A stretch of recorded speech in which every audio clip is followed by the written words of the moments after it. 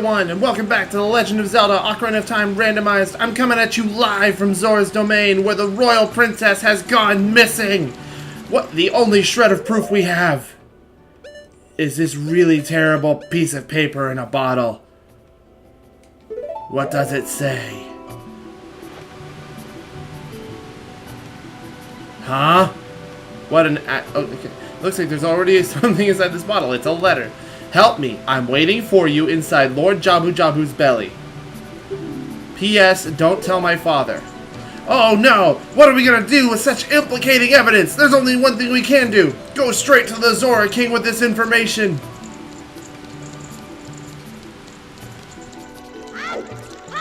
Excuse me, sir. Did you know your daughter was in Devore? In all seriousness, welcome back, guys. We're gonna go take care of the giant fish today. Last episode, we took out the Shadow Temple and a bunch of other stupid stuff happened. Mostly involving the Shadow Temple and me being blind. But today, we're gonna take out the fish. And while we're back here, we're gonna go ahead and find out whatever's hiding out in the Farore's Wind Great Fairies hideout. And following that, I don't freaking know. We're gonna find out. But, for those of you who are wondering, I got a fish there, because what's the only way to get inside a bigger fish? You use a smaller fish. Duh! Everybody knows that. Like, when you want a Gyarados, you just feed it a Magikarp, a smaller Magikarp. It's perfect.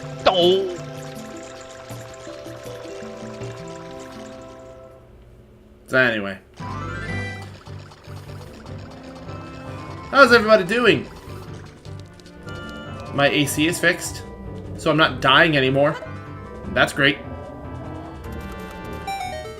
And then you drop the fish on the ground, and suddenly, you're in the fish. Nobody knows what lies beyond the great fish teeth. I do. It's a couple of Octo Rocks, and they suck.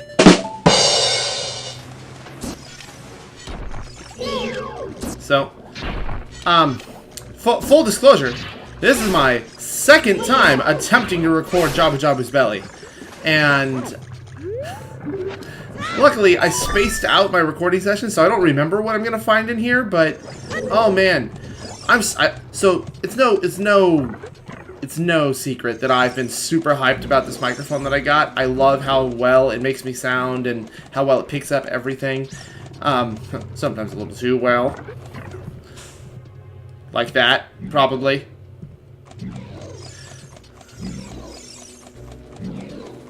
But, so the last time I tried to record this, my computer defaulted to the built-in microphone. You know, the one I used in episode 1 that made me sound like a tired boy recording from, like, space.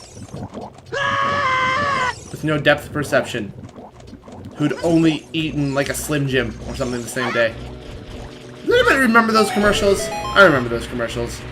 Those were weird. Like, now it's all Bigfoot stuff, but I remember when, like, the Slim Jim was, like, a person. Like, speaking of bellies and eating, I remember when the Slim Jim commercials were just a dude trying to get ate. It was gross, and it was weird. If I could find pictures of the old mascot, I'll put him on screen, but I swear to God, like, the old Slim Jim commercials were a freaking trip, I'll tell you what. I'll tell you what, boy. No, stop it, stop it, stop it! That one! Thank you for your contribution, Rudo. Ah! Yes, perfect. We all know you get seeds from bubbles. For a moment there, I became one with the fish. So you see that little pit down there? You can swim in there if you're weird. You can swim through there and get the, I think the dude back there sells like a Deku Scrub. Yes, the Deku Scrub sells a Deku Scrub. Have you ever wanted to buy your own personal Deku Scrub? They're like $10. It's great. No, the business scrub down there, I think, sells a, I think the business scrub down there sells a Deku Shield. which is great. Also, those of you who have been paying attention to all my previous episodes will be happy to know that I have finally broken my pattern, and I have my timer going as it should be. So, Jabba Jabba's belly doesn't have a whole lot of items in it. I'm mostly here for whatever items at the end of the dungeon. There are only 3 chests. The dungeon item, the dungeon map, and the compass. Not to mention the heart container also counts, but... So what are these? Parasitic tentacle, question mark? I just assumed these were like some sort of big, fat, ugly, like, super tapeworm. But no, and then there's the heart container at the end. So there's only 4 items to get in here, which means there's only really 2 because the compass and the dungeon map are both in here. So, in terms of longevity, Jabba Jabba's belly isn't great for getting items, but it's still one of my favorite dungeons. Which, you know, so surely you guys have noticed by now the textures in here are kind of wonky, and like the music is creepy and ominous and ooh, isn't this spoopy in here? And there's like this weird like distortion effect on the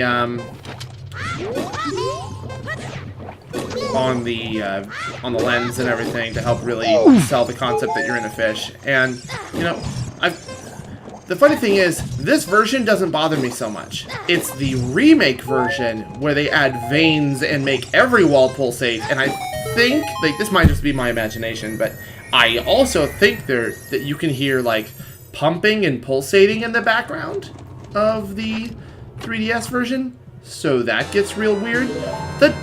The map and the compass were in the exact same chests as they normally were. What the hell, guys? I don't know, whatever. So, these enemies. What are these even called? Do they show up in anything else? I don't know what they are. Rudo, get down. Tailpasaran. That's what you are. Tailpasaran. Dead. Dead is what they are. We call them dead. No, these guys look pretty weak. These guys look pretty cool. I like them. But yeah, no. So, like, whoever programmed the 3DS version's like, hey, let's make Jabba Jabba's belly extra detailed and super creepy. I'm like, thanks, guys. I hate it. So, interesting thing about this room. I watched somebody come in here without the slingshot, without the sword, without the boomerang, without anything. Well, no, they came in here with the boomerang, but you... Thank you, Rudo. But so you can't kill the stingers with just the boomerang, and so he thought... He didn't think there was anything he could do to take care of this room. Well, we all know that by carrying Rudo, you are carrying a weapon of ass destruction. I said you are carrying a weapon of ass destruction. You just... She sits on them, and they just cease to exist. There's no death sound. There's no, like... It's as if they're so offended that they were crushed beneath a fish butt that they just cease to be. No, you can stay there. Also, once I clear out this room, I'm going to throw Rudo at a wall, and I want you all to listen what happens when I do.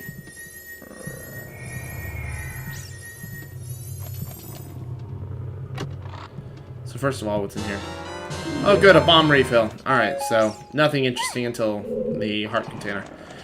So, you know, all the things you've been encountering so far tend to be easily countered by the boomerang, but until this room you don't get the boomerang. How do you kill everything? By throwing Rudo at them. But just listen to the noise when you throw her at the wall. When you are a tiny 5-year-old boy, that is the funniest damn thing that has ever existed. Is a stupid nyeh when you throw her at a wall. It's great. So I think one of the reasons why a lot of people dislike this dungeon is the concept of carrying Rudo around.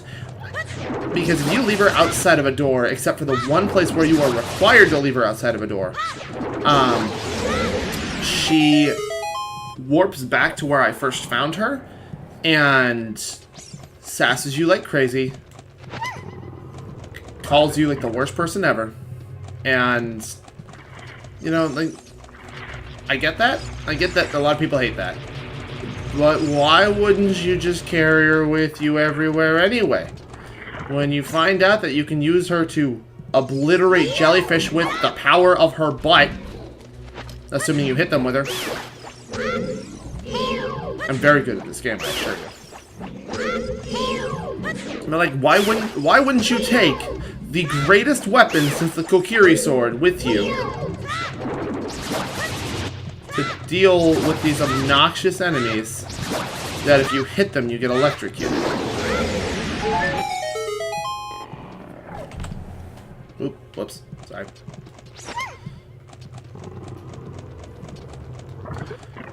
I'm walking around, causing indigestion and throwing my fish around. So I had a friend in elementary school. Everybody has that one friend in elementary school who thinks he's way too cool for elementary school. And he starts he's talking like a junior high student or a high schooler. Where you come up with like deliberately super dirty jokes to pretend to be cool to all your friends. I had one friend who insisted on calling Rudo tuna, and insisted on every time that I threw her at something, he's like, hey, you made them pound your tuna. He was not a very mature individual. I no longer speak to this man. And once we got to high school, it just got worse. To the point where he transferred out of a class in the middle of a group project where he was my only partner, so I had to do the whole damn thing by myself. Yeah, he was kind of shithead. Anyway, welcome to, in my opinion, the worst part of this dungeon. Just because it's not especially cool, and it's not that interesting. Also, like, what part of the fish am I in? Like, where am I? The only fantasy setting in which the insides are more nonsensical than this is Monstro from Kingdom Hearts 1. Also, mini-boss done. That's it. That's all you have to do. It's a piece of cake. Yeah, no. The only fantasy interior that I have been in that is more nonsensical than this is Monstro, Kingdom Hearts 1. Because at least everything here is, like, relatively connected in some way. In Monstro, like, his mouth is, like... Ow. Can you just die, please? Thank you. I'll take the pain. You know, like, his mouth is most of his body, and then the rest of his body is a whole bunch of, like... You're right. Let me go above your mouth, into your throat, into your stomach. Like... Monstro has always been super stupid. It's always been super stupid. Then again, I've never much cared for Pinocchio in the first place. I wonder why. It's a mystery to me. Whatever. It's neither here nor there. So this is when you have to fight all of your pre-built Zelda instincts and not smash these boxes on the first, like, observance of them. Because you actually need these optional boxes for progress. And there you go. You're done. Then you just walk out of the room and they respawn. It's not the point. It's not a problem. Piss off, jellyfish. I'm too cool to deal with you right now. I gotta... Knock it off. I don't care. Alright. Get out of here, Scotchula. Give me that. I'm very sniffly, I apologize. It's changing to fall here, and my nose does not much care for the changing of seasons. Like, I don't have allergies, like, as bad as other people do, but the temperature changing is what gets to me. Now it's like 90 degrees outside instead of 110. Anyway, welcome to Baronade. welcome to, in my opinion, the best kid boss and one of the coolest bosses in the game in general. So, up to this point, we have fought Goma, a relatively intimidating spider, King Dodongo, a big giant spooky dinosaur, but suddenly here we are fighting a Parasite that is a 4-stage boss fight. By far the most, by far the most involved boss so far in this game. Like phase 1, you don't use your sword at all. You just use the boomerang to cut him from the ceiling like I showed you.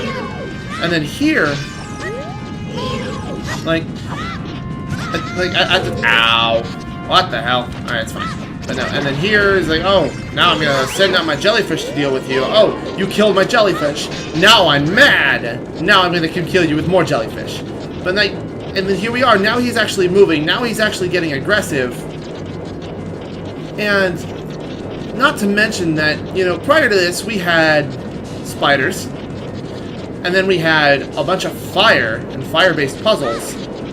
But now we have electricity, and anyone who says electricity isn't a cool element is a liar. Like, it's just rad. And then, it's like the particle effects are neat, and then as soon as you've dealt with all the jellyfish for phase 3, then it turns into this, and it just gets... It gets really wild, and I like this fight a lot. Like, go figure. I really like the, go figure, I like one of the water-themed bosses. And there's something about his design that's always resonated with me. The fight itself, maybe it has something to do with how much I like the dungeon. Who knows? I just, look at it. Not to mention, this fight on the 3DS is also arguably more intense, because if you're playing on Master Quest, everything he does is double damage. And if you're a fairly minimalist player, you only have like 5 hearts at this point, so everything really hurts. At that point, in any case, here we are, we're done with Baronane, and if my tunic was green, this is where I would say, the funny thing is, my tunic wasn't always green, it's just green now. Another joke that Aunt Susie coined. God! Dang it! Literally the only thing I'm getting out of all this is whatever you give me instead of the spiritual stone. Because I already have your engagement ring, apparently. Apparently we're engaged before we even met.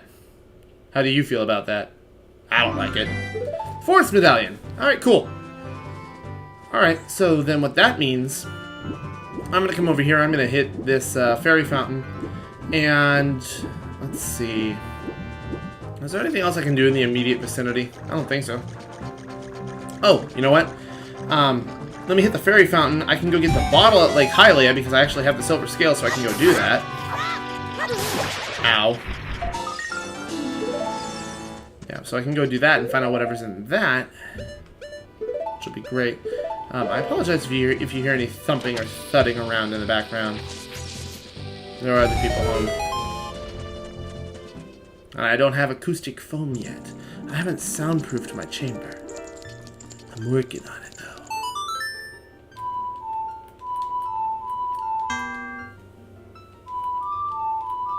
I keep trying to click in the wrong stick.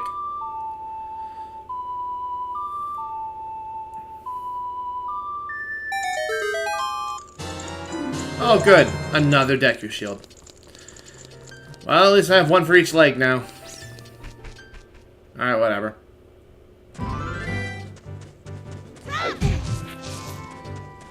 I'll see you at the bottom of the lake. Alright, so this right here, normally when you do the diving game you get the silver scale, and then you're supposed to dive down here, go out to Lake Hylia, pick up the bottle, and that's how you get in. But, you know, randomizer and all that. So let's come down here and we'll come get you. Or I'll miss you entirely. Take 2. Gotcha. Ah. You know, someday there will be something useful.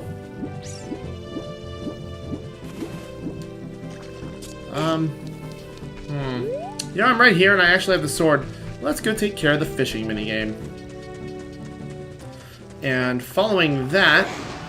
Yeah, let's go take care of the fishing minigame. And following that, I'll go ahead and cut to the Temple of Time, where we find out what I get for the Forest Medallion. What do we got in here? What do we got? Why, hello there, beautiful hair man. Sure hope you don't go bald in the future. No rumble for you. Whoa! Alright.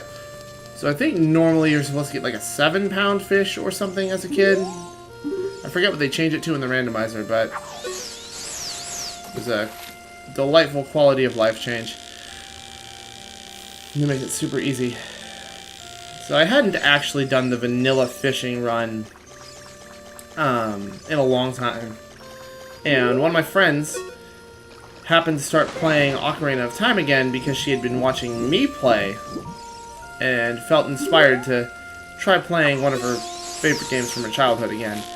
And was having a hell of a time with this minigame. And yeah, so it turns out whoever programmed the 20-pound fish is an asshole. Come on. Come on, I see you down there. You know you want this. You know you do. Gotcha. Come here. You're mine now.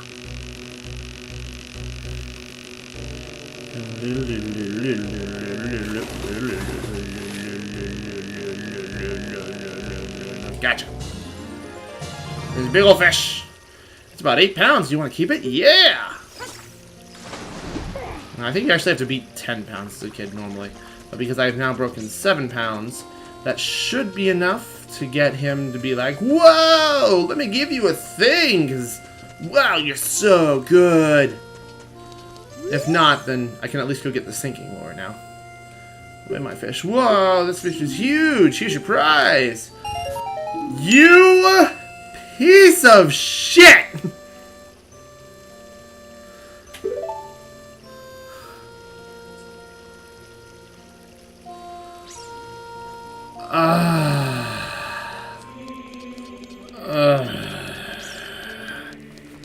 I'm filled with such complete and utter fury. That fishing minigame was a waste of time, both times!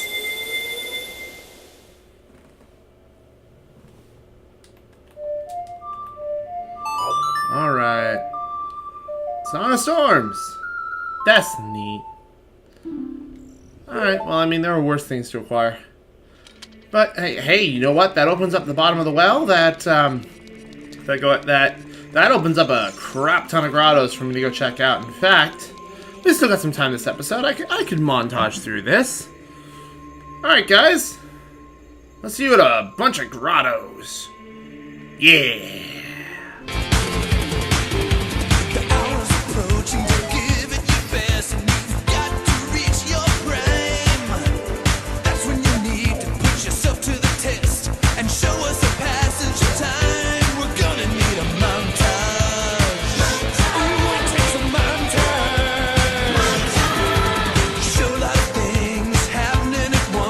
Here's what they got.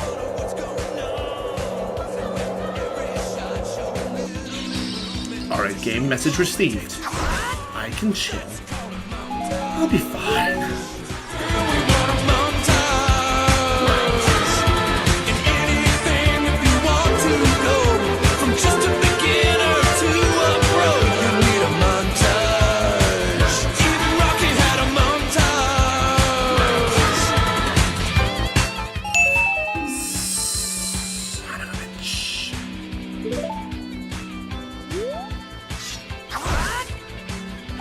Alright, well, at least I got bombs. I got something useful out of this hellhole.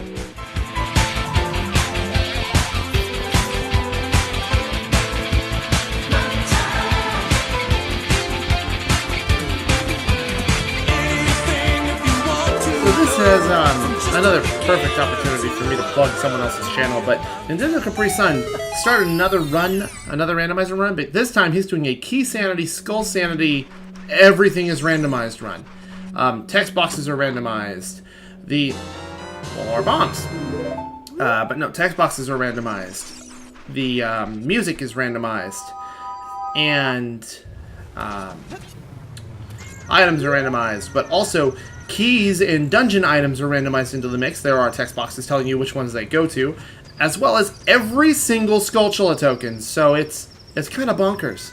Anyway, next! So halfway through saying next, I realized I hadn't checked my list in a bit. Yeah, I've gotten every grotto that has anything useful in it so far. So, well, not even so far. There's a bunch that have Skulltulas in them, but Skulltulas don't matter so much right now. I'm at 30, so I might as well grab the reward here, and I think that'll be a good conclusion. Alright. Alright, listen to me. You're on stage. You need to show me. You had a bad day, you take it one down, you sing a sad song just to turn it around, you said you don't know. This has been the Legend of Zelda Ocarina of Time Randomized. Thank you so much for watching. Next time we're going to go take care of the ice cavern in the bottom of the well because I need to get these stupid sub-dungeons out of the way. Maybe we can do the forest temple instead. I don't know. I think I'm probably going to go do the forest temple because that sounds like more fun to me. But then again, I could also go get another song from the ice cavern. I don't fucking know. I think I'm going to go do the ice cavern. You know what? Thanks so much for watching. Have a great day. Bye!